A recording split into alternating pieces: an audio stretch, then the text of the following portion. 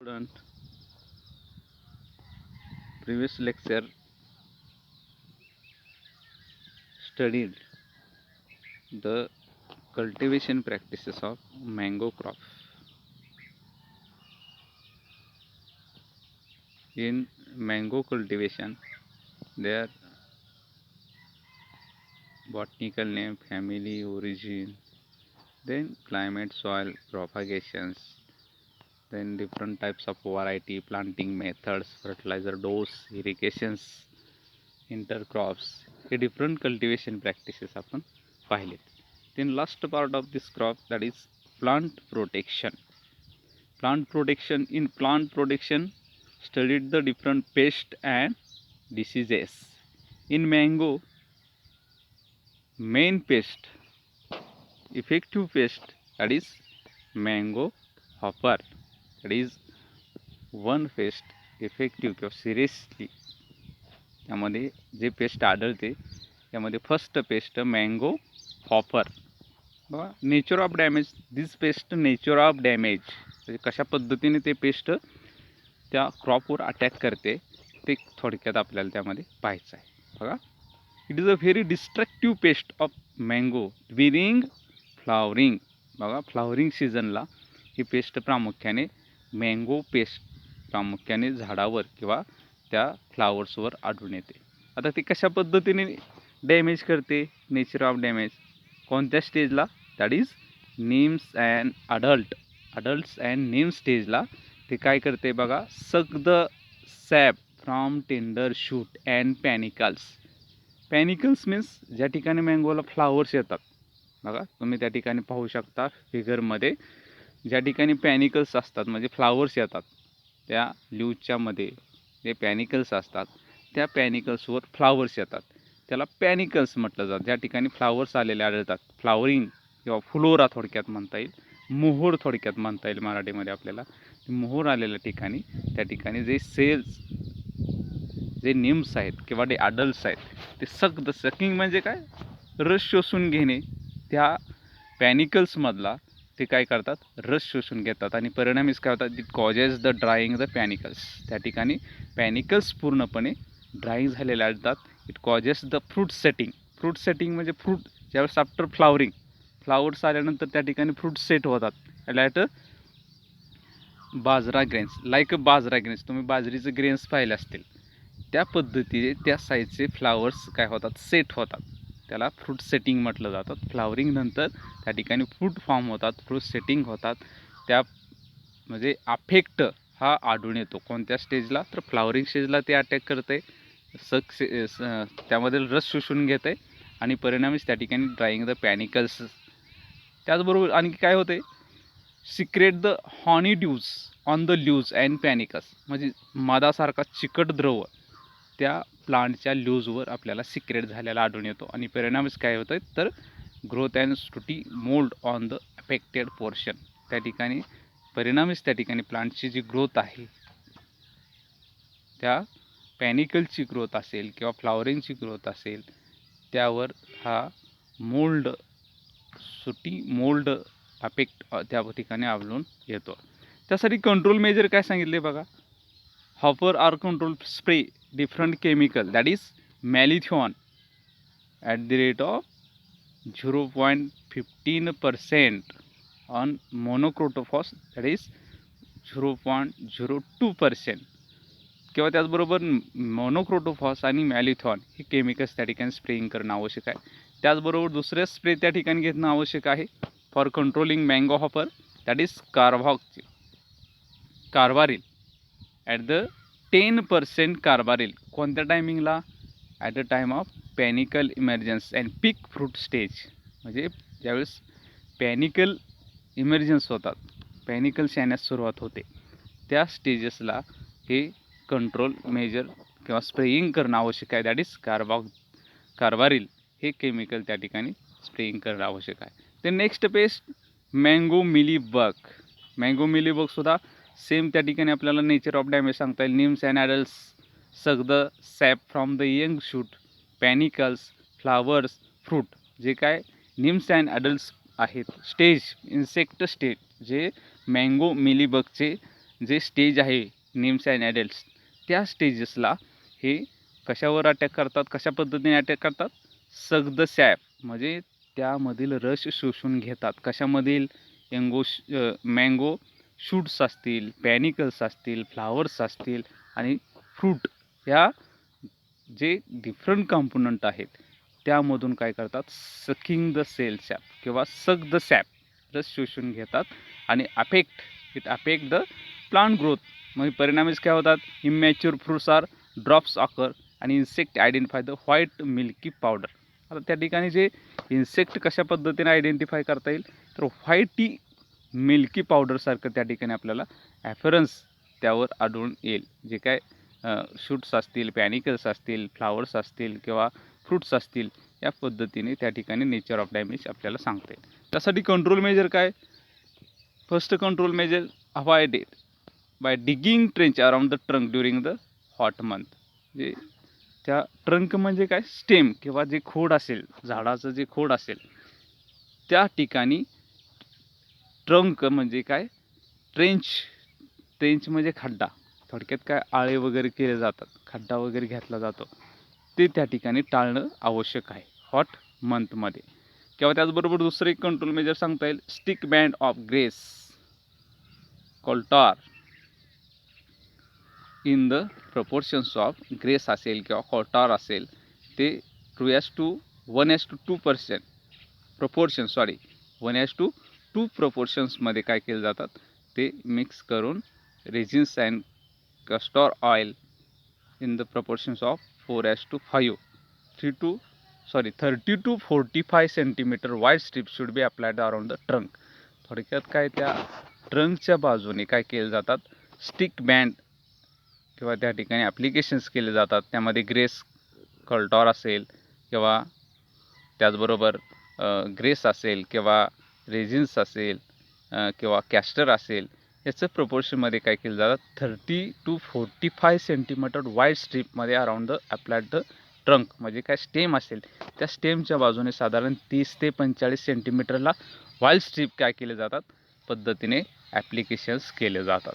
किंवा दुसरे एक ॲप्लिकेशन काय केले जातात कंट्रोल मेजरसाठी, तर त्यामध्ये banding stem with the polythene seat, bending stem with the polythene sheet of the 400 gauge at a 45 centimetre height from the ground.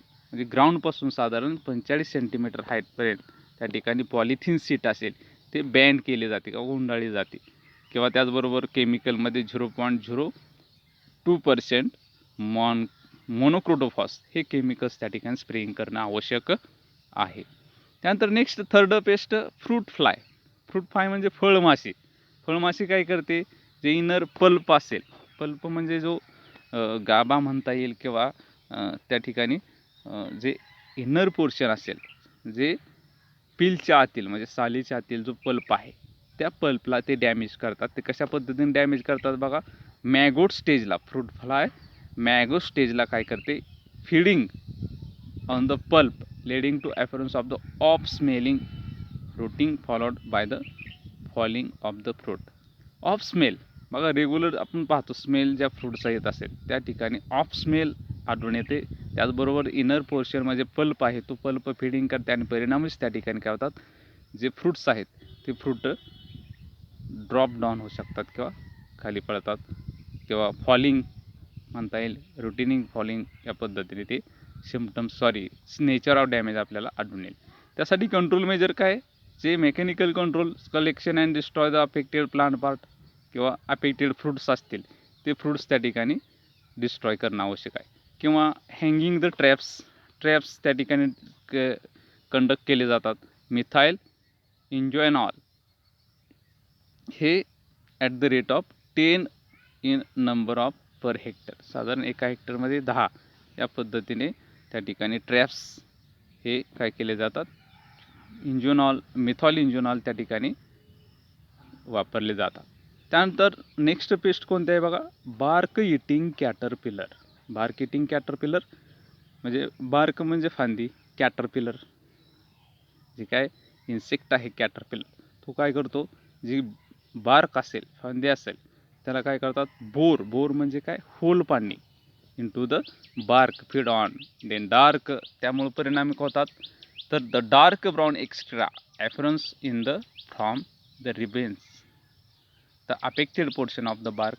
परिणामीच त्या ठिकाणी काय होतात, drying the affected branch can be so also.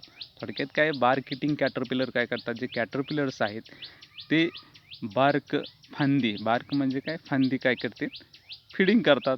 आणि फांदी feeding केल्यामुळे काय होतात, त्यावर डार्क ब्राऊन एक्सक्रीटा, म्हणजे एक्सक्रीटा जे काय इन्सेक्टचा एक्सक्रीटा आहे, तो एक्सक्रीटा त्या ठिकाणी आपल्याला रिबॉन्स लाईक्स त्या ठिकाणी ॲफरन्स आपल्याला आढळून येतात affected portion on the bark. आणि परिणामीच त्या ठिकाणी काय होतात, त्यावर थर साचल्यामुळं जे ब्रँच आहे ते ब्रँच ड्राईंग झालेले आपल्याला आढळून येते. त्यासाठी कंट्रोल मेजर काय बघा, जे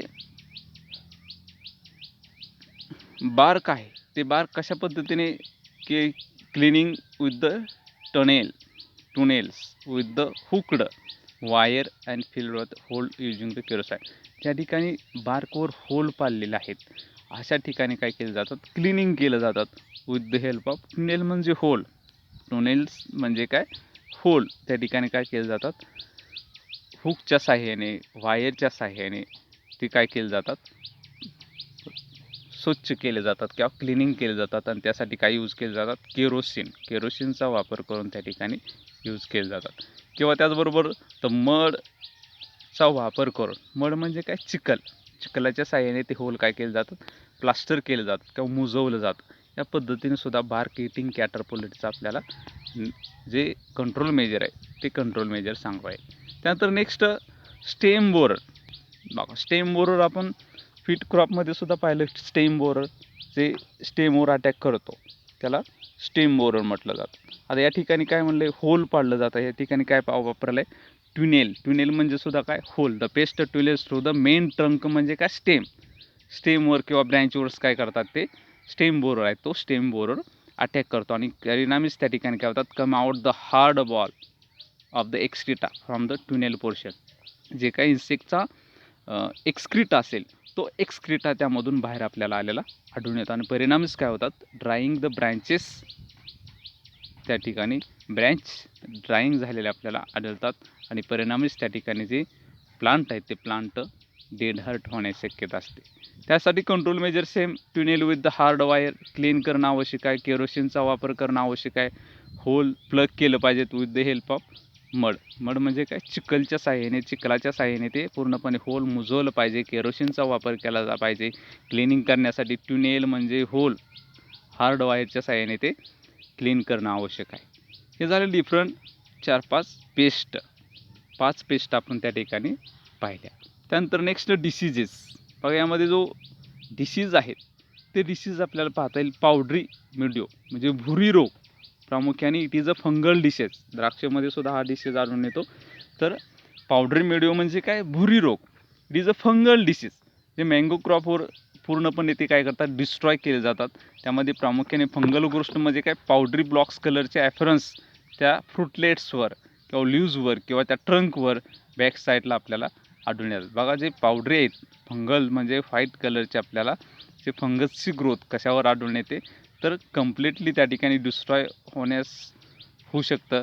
त्यामध्ये पावडरी ब्लॉक्स आहेत ते कशावर, ॲफरन्स ऑन द ब्लूम फ्रुटलेट्स किंवा ज्या फिगरमध्ये दाखवले त्या पद्धतीने बघा, जे पॅनिकल्स आहेत किंवा जे ब्लूम्स आहेत, गुच्छसारखा प्रकार आहे, त्यावर पूर्णपणे पावडरी स्पॉट त्या पद्धतीने फिटमध्ये सुद्धा बघा जे पॅनिकल्स असतात, चोरे असतात, त्यामध्ये सुद्धा त्या ठिकाणी पावडरी मिल्ड्यू हा स्मट म्हणजे काणी रोग तो सुद्धा आढळून येतो. त्याच पद्धतीने पावडरी मिल्ड्यू सुद्धा हा फंगसमुळेच होतो. हा पॅनिकल्सवर किंवा ब्लूम्स असतात किंवा फ्रुटलेट्स असतात त्यावर प्रामुख्याने आढळून येतात. आणि परिणामीच काय होतात, the affected panicles get the dry and trunk black. Drying होतात आणि त्या ठिकाणी ब्लॅक कलरचे आपल्याला कलर फॉर्म झालेला आढळतात. आणि परिणामीच काय होतात, it causes the failure of the crop. पूर्णपणे ते क्रॉप आहेत ते पूर्ण क्रॉप फेल्युअर किंवा फेल गेलेलं आपल्याला आढळून येतं. त्यासाठी कंट्रोल मेजर काय आहेत बघा, wettable sulphur at the rate of 2.2% किंवा कारथने 0.1%, 22 असेल 1% किंवा बिनालेट 1%, हे recommended for the control measure. Control measure करण्यासाठी वेटेबल सल्फर असेल किंवा 22 असेल, बिनालेट असेल किंवा त्याचबरोबर कॅराथिन असेल, यासारखे केमिकल्स त्या ठिकाणी स्प्रेइंग करणं आवश्यक, ॲप्लिकेशन करणं आवश्यक आहे. त्या थर्ड नेक्स्ट बघा, एन्थ्रॅक्नोज, थोडक्यात करपा. पानावर हा प्रामुख्याने आढळून येतो. नेक्रॉटिक्स, थोडक्यात जो एरिया आहे necrotics area on the leaves, बघा black necrotics area on the leaves shoot असतील in florescence and the fruit. जे ल्यूज असतील त्या ल्यूजवर त्या प्रामुख्याने फ्लावर्स असतील, ल्यूज असतील, यावर प्रामुख्याने शूट्स असतील, यावर आढळून येतात आणि परिणामी रुटीनिंग अफेक्टेड फ्रूट स्टोरेज अल्सो ॲफरस. त्या ठिकाणी फिगरमध्ये सुद्धा आपल्याला पाहता येईल जे काही कंट्रोल मेजर किंवा त्याचबरोबर सिम्पटम्स आहेत ते ल्यूजवर पूर्णपणे करपा, थोडक्यात पानं करपट झालेली दिसतात. त्यामध्ये हे ल्यूज नेक्रॉटिक्स त्या ठिकाणी आपल्याला ब्लॅक नेक्रॉटिक्स असे सिम्पटम्स ल्यूजवर, शूट्सवर, त्याचबरोबर फ्लावर्सवर हे आढळून येतात. त्यासाठी कंट्रोल मेजर एक सांगितलं आहे, Blitox 0.3% for controlling the disease like anthracnose. Then next, Loranthus. Loranthus, it is a parasite. Grow on the branch of mango tree. It causes the retardation of growth. थोडक्यात काय पॅरासाइट आहे? Parasite आहे परजीवी च्यावर अवलंबून असते. जे तुम्ही पाहिलं असेल, मँगोची फांदी असेल किंवा ब्रँच असेल त्यावर गोलाकार साईजचं आपल्याला स्ट्रक्चर आढळून येतं, दॅट इज लॉरॅन्थस. ते थोडक्यात लॉरॅन्थस हे आपल्याला बघा प्रामुख्याने जे मँगो ब्रांच असेल त्या मँगो ब्रँचच्या वरच्या भागाला किंवा गोलाकार असा गड्डासारखा गोलाकार उच्चसारखा त्या फांदीवर स्ट्रक्चर आढळणे त्याला लॉरॅन्थस म्हटलं जातं. आणि परिणामीच त्या ठिकाणी परजीवी आहे, त्या क्रॉपवर कॉम्पिटिशन करणार आहे न्यूट्रिएंटच्या बाबतीत, वॉटरच्या बाबतीत. परिणामी जे यील्ड आहे ते यील्ड काय होणार? Loss, degradation the quality of fruits असेल, यील्ड असेल, हे त्या ठिकाणी सांगता येईल. त्यासाठी कंट्रोल मेजर काय बघा, cut the parasite affected branch. ज्या ठिकाणी लॉरॅन्थस आढळते अशी ब्रँच पूर्णपणे कट करणं आवश्यक आहे. बिलो द पॉईंट ऑफ इनव्हिजेशन, ज्या ठिकाणी ब्रँच सुरुवात झालेली आहे त्या ठिकाणी काय केले जातात, हे त्या पॉईंटला ज्या ठिकाणी आपल्याला अफेक्ट आढळून आला आहे त्याच्या खालच्या बाजूला काय केले जातात, हे जे लॉरॅन्थस आहे ते लॉरॅन्थसची ब्रँच पूर्णपणे कट केले जातात. तर अशा पद्धतीने ती 2 डिसीज सांगितलेत आणि एक parasite, that is Loranthus. Loranthus हे पॅरासाइट आहे. कशावर आढळतं? तर मँगो क्रॉपमध्ये. Then harvesting. Harvesting means removal of fruits after maturity. आता या ठिकाणी बघा, फ्रूट हार्वेस्ट करत असताना in Maharashtra mango start the flowering. फ्लावरिंगपासून किती दिवसामध्ये हे मॅच्युअर होतात? तर that is 4 to 5 months required from the flowering stage. Flowering आल्यानंतर 4 ते 5 महिन्यामध्ये हे फ्रूट मॅच्युअर होतात, हार्वेस्टिंग केले जातात.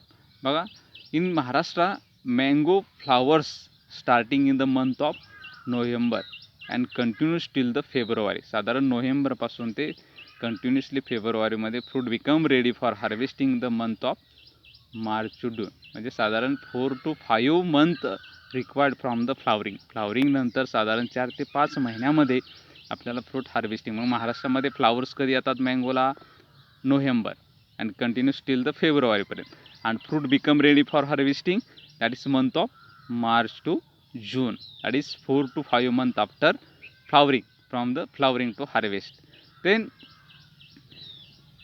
when the fruits are ready for harvesting, harvesting झाल्यानंतर हे क्रॉप्स, आता हार्वेस्टिंग हे कसं ओळखायचं? त्यासाठी मॅच्युरिटी सायन्स आहेत बघा. म्हणजे पक्वतेची लक्षणे जर आपण पाहिले तर प्रामुख्याने कलरच्या बाबतीत, कलर जो मँगोचा कलर आहे, फ्रूटचा कलर डेव्हलपमेंट आपल्याला झालेला आढळतो. त्याचबरोबर जे शोल्डर्स असतात, देठ असतो, त्या देठाच्या बाजूला जे शोल्डर्स असतात त्या शोल्डर्समध्ये सुद्धा बदल झालेला आपल्याला आढळून येतो, डेव्हलप झालेले आढळतात. त्याचबरोबर कलरच्या बाबतीत yellowish to reddish pigmentation colour develop झालेले आढळतात. त्याचबरोबर जो डार्क ग्रीन कलर असतो तो पेल ग्रीन कलर त्या ठिकाणी आढळून येतो. त्याचबरोबर त्यामध्ये एक स्टेज आहे टपका स्टेज. म्हणजे काय होतात, Wien 1 or 2 ripened fruits are fall down the tree, other fruits are supposed to be matured. म्हणजे एखाद दुसरं फळ पडलं झाडावरून तर त्या ठिकाणी आपल्याला समजायचं की हार्वेस्टिंगला आलेले आहेत.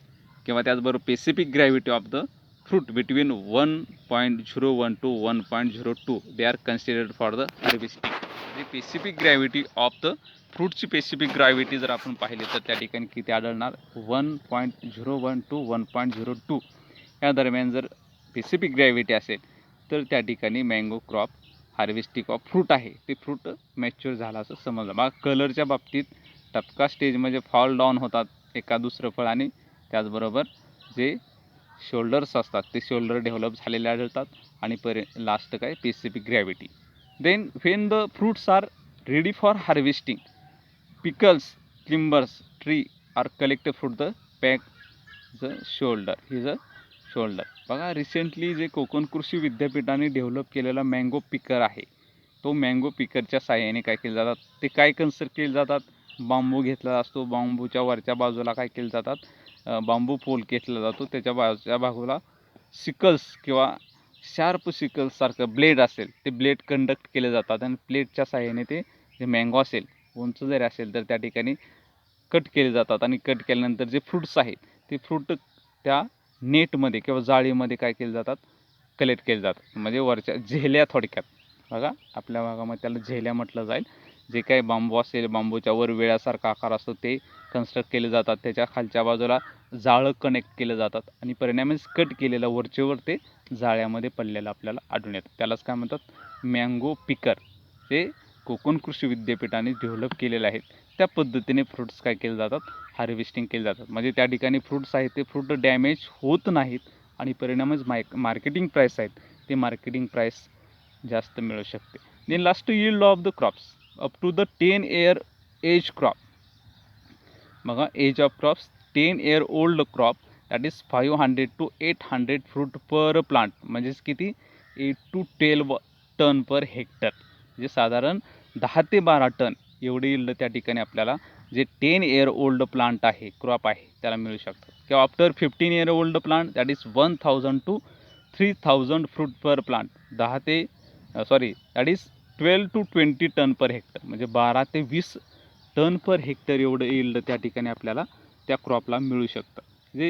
जे मँगोचे कल्टिवेशन प्रॅक्टिसेस आहेत त्यामध्ये जे यील्ड आहेत ते 500 ते 800 फ्रूट पर प्लांट, किंवा त्याचबरोबर 15 year old plant that is 1000 to 3000 fruit per plant that is 12 to 20 ton per hectare. या पद्धतीने आपल्याला मँगो क्रॉपचे डिफरंट कल्टिवेशन प्रॅक्टिसेस आपल्याला सांगता येतील. थँक्यू.